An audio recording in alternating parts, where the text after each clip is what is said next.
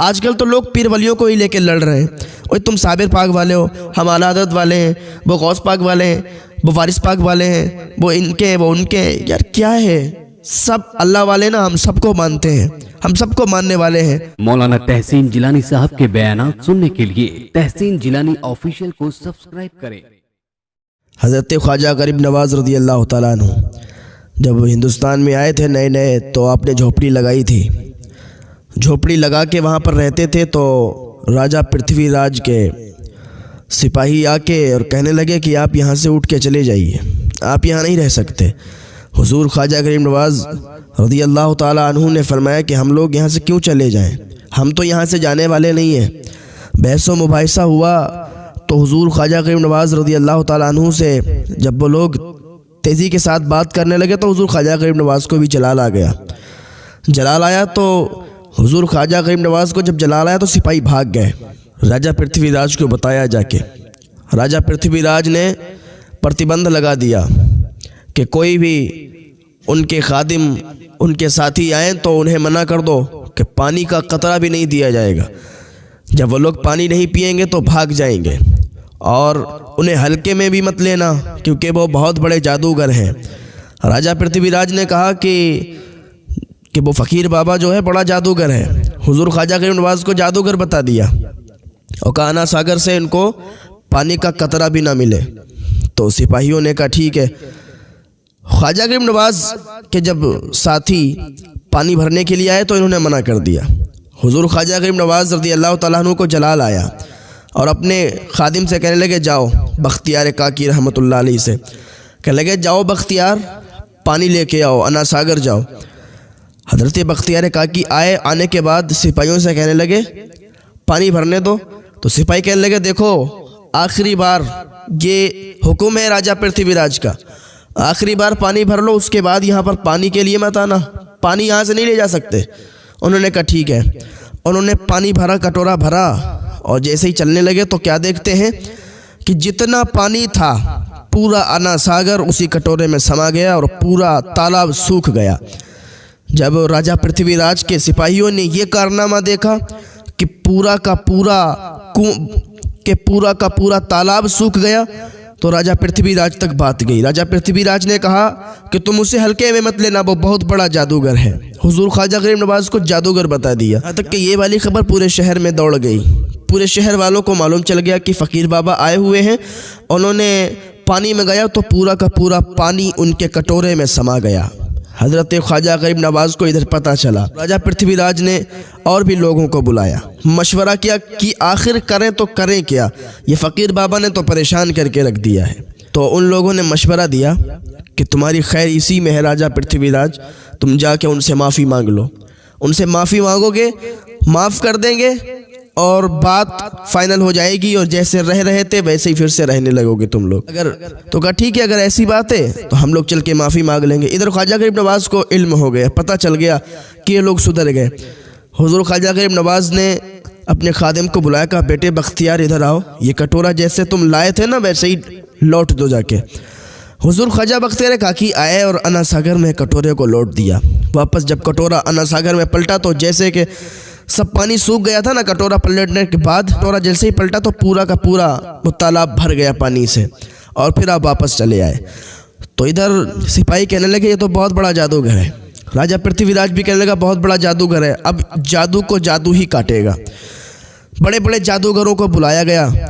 किताब में लिखा है काफ़ी जादूगरों से हज़रत ख्वाजा गरीब नवाज़ का सामना करवाया, लेकिन एक बहुत बड़ा जादूगर था जिसका नाम था जोगी जयपाल। जोगी जयपाल को बुलाया गया।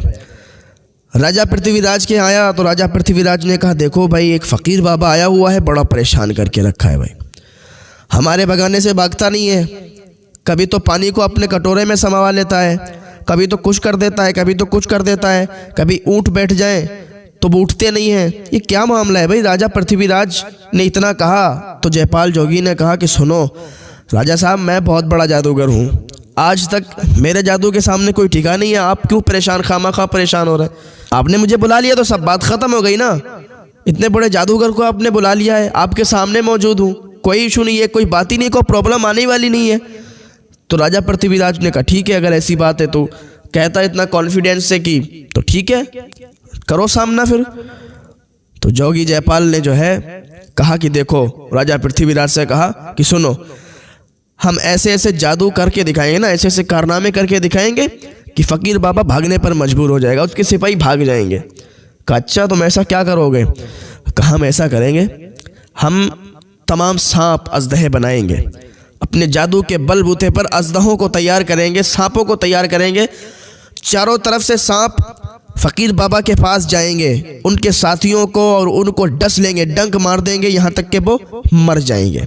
तो राजा पृथ्वीराज ने कहा ये तो बहुत अच्छी तदबीर निकाली आपने, बहुत अच्छा सोचा आपने, चलो ठीक है, हम आपके इस काम की दाद देते हैं। ऐलान कर दिया गया कि एक जगह को साफ कर दिया जाए, वहाँ पर मुकाबला होने वाला है। जोगी जयपाल का मुकाबला फ़कीर बाबा के साथ होगा। लोग हुजूम दर हुजूम आ रहे थे, मजमा लग गया और वो मैदान में जोगी जयपाल भी चला गया। जोगी जयपाल ने अपना तिड़ी झाम रखा और रखने के बाद उसने कुछ जंतर मंतर लगाना शुरू किया, कुछ पढ़ा। पढ़ने के बाद क्या देखते हैं कि कई अजदहे निकल आए, कई सांप बन गए। तो उसने फिर जंतर मंतर लगाया तो वो सांप चारों तरफ से ख्वाजा गरीब नवाज की झोपड़ी के इर्द गिर्द चले गए। इधर हुजूर ख्वाजा गरीब नवाज को मालूम चला कि जोगी जयपाल आया है, अपने जादू से कारनामे दिखाएगा, ऐसा वैसा करेगा। तो हुजूर ख्वाजा गरीब नवाज ने अपने वही मुरीद को बुलाया, कहा बेटे बख्तियार इधर आओ, ज़रा बाहर निकल के आयतुल कुर्सी पढ़ के हिसार लगा दो, घेरा बांध दो। उन्होंने आयतुल कुर्सी पढ़ के और घेरा बांध दिया, हिसार लगा दिया। कहा अभी इसके अंदर कोई चीज़ नहीं आ सकती। इधर जोगी जयपाल ने अपना जंतर मंतर शुरू किया, उसने पढ़ा तो वो सांप अजदहे चारों तरफ से हुजूर ख्वाजा गरीब नवाज की झोपड़ी तक आ पहुँचे।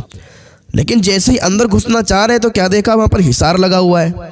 सांप जैसे ही उसमें टच होता था मिट्टी बन जाता था, जैसे उसमें टच होता था मिट्टी बन जाता था। यहाँ तक कि जोगी जयपाल के जितने सांप आए थे ना, कि सारे के सारे मिट्टी बन गए। जोगी जयपाल ने देखा, हैरान रह गया, यार मैंने तो सांप बनाए, इतने मजबूत, इतने जहरीले सांप बनाए और ये मिट्टी बन गए। राजा पृथ्वीराज ने कहा भाई जोगी जयपाल, तुम तो कहते थे तुम बड़े जादूगर हो, तुमने बड़े कारनामे दिखाए और तुम्हारे सारे के सारे सांप ये तो मिट्टी बन गए। अगर लगे बादशाह चढ़ा, खामोश रहो ना तुम, मैं कर तो रहा हूँ इधर, अब मैं सोचने दो मुझे कि कैसे क्या हो गया। जब करीब जाके देखा तो सारे के सांप मिट्टी बने पड़े थे। कहा भाई राजा पृथ्वीराज, ये जो फ़कीर बाबा है ना, बड़ा पहुंचा हुआ इंसान है, ऐसे आसानी से ये नहीं जा सकता यहाँ से। का फिर क्या, अब मैं ऐसी तदबीर लगाऊंगा ना जिससे ये हलाक हो जाएगा, यहीं पर अभी ख़त्म हो जाएगा। कहा अच्छा ऐसी क्या तदबीर, ऐसा क्या तुम सोच रहे हो, क्या करोगे? जयपाल जोगी बोला कि देखो मैं करूँगा एक अलग काम। का क्या करोगे? नीचे तो इन्होंने कुछ घेरा बंद कर रखा है कि हमारा कोई जादू इन पर असर नहीं कर रहा, लेकिन ऊपर से थोड़ी ना है। अभी हम आसमान में आग बरसाएंगे, आसमान से अभी आग जलाएंगे और ऊपर से जब इनके ऊपर गिरेगी ना तो इनकी झोपड़ी ये सब जल के खाक हो जाएंगे। बादशाह ने जब इतना सुना, राजा पृथ्वीराज ने, तो बड़ा खुश हुआ और खुश होकर तालियां बजाने लगा, सारे लोग ताली बजाने लगे।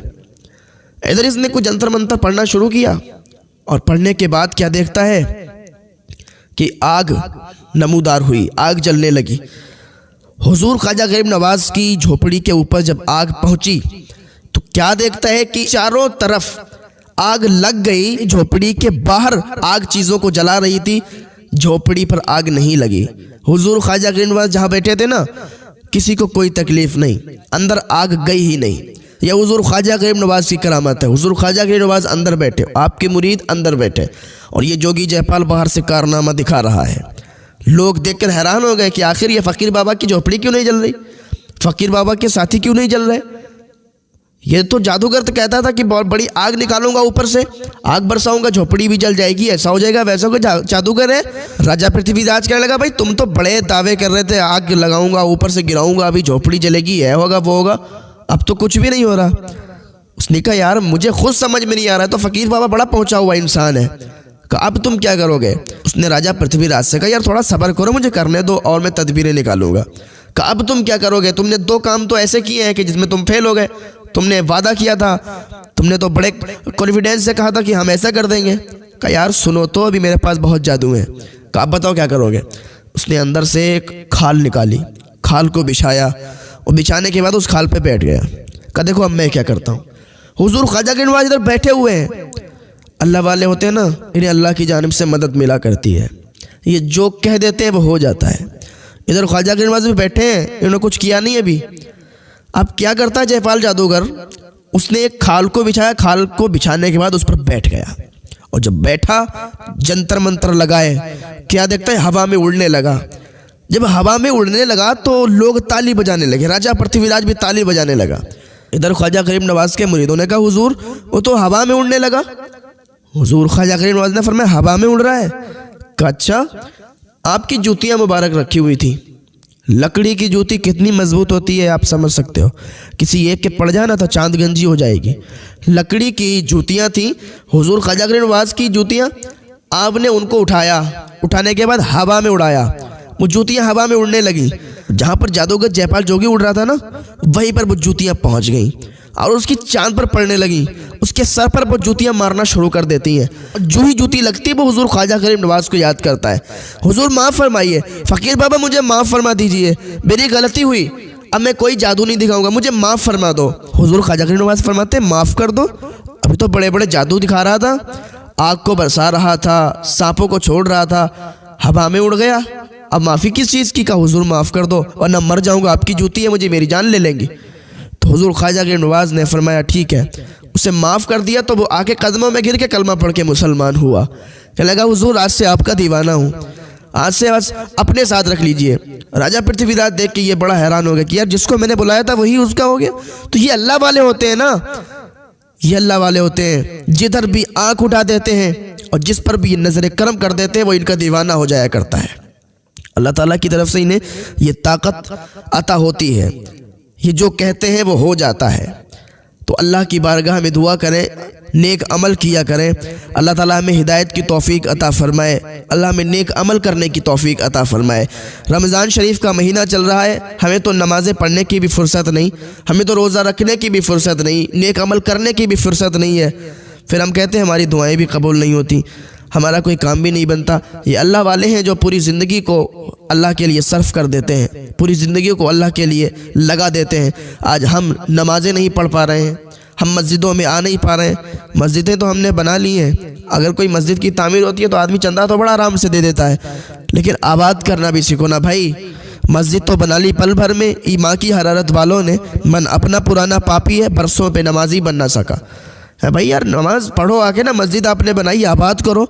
सिर्फ शो के लिए मस्जिदें नहीं बनाई जाती हैं, मस्जिदें बनाई जाती हैं नमाज अदा करने के लिए, इबादत करने के लिए।